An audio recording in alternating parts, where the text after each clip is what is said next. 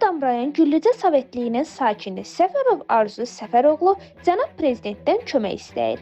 O bildirir ki, övladımın reabilitasiyası üçün ailəsinə möhlət verilməsini istəyir. Media TV Azmedia qrupu Səfərovu təqdim edir. Qarşı tərəfi dinləməyə hazırıq.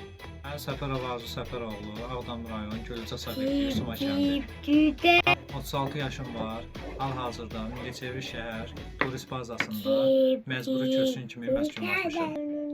1993-cü ildə məlum səbəblərdən Ağdam rayonundan Güllücə Sovetliyi Suma kəndinə məcburi köçkün düşmüşük və uşaqlığımız, gəncliyimiz, həyatımız burada çətin dövrlərdə keçibdi.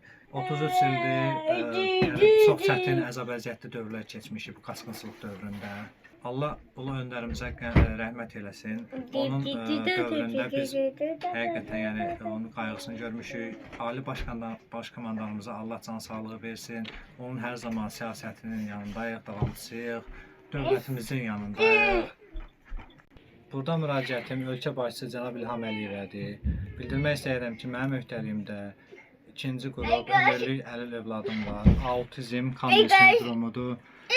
Mənim övladımın reabilitasiyası dövlət tərəfindən Mingəçevir şəhərində Uşaq və Ailə Dəstək Mərkəzində təmənnasız olaraq yerinə yetirilir. Övladımın dərman təminatı, təhsil təminatı dövlətimiz tərəfindən təmin olunur. Mənim müraciətim bundan ibarətdir ki, bizi Mingəçevir şəhər turist bazasından köçürürlər.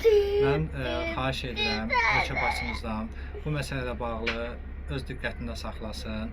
Mənim övladımın təhsildən yayınmamasına diqqət yetirilsin. Bildirmək istəyirəm ki, övladım Səfər Xandan Arzu qızı autizm Kandil sindromudur. O 6 yaşındadır. Bilənlər bilir ki, autizm xəstəliyi, çətin bir xəstəlikdir. Bununla başa gəlmək, bunu həyata qaytarmaq, reabilitasiya etmək ağır bir prosesdir. Bununla bağlı xahiş edirəm ki, mənim övladım təhsildən yayınmasın. Köç zamanı heç olmasa məni, ailəmi Mingəçevir şəhərində yaşayış üçün təmin edəsiniz. Çünki övladımın təhsildən yayınmasına şərait yaradılmasın.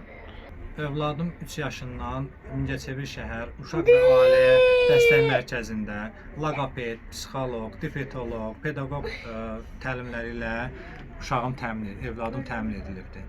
Xahiş edirəm bu təhsilin, reabilitasiyanın kəsilməməsi üçün mənə köməklik edəsiniz. Bizi və burada mənim ailəmi Xocalı şəhərinə köçürürlər.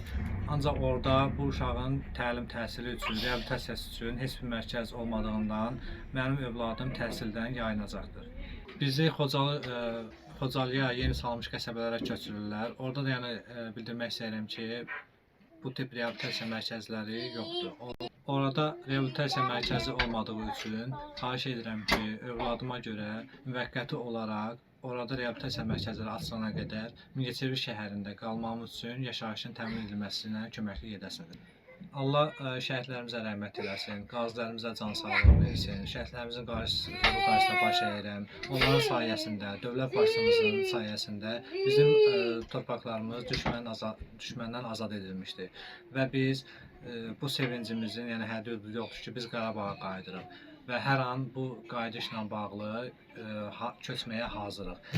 Sadəcə olaraq mənim övladımın reabilitasiyasında yaranacaq çətinliklə bağlı mənim böyük bir narahatçılığım var.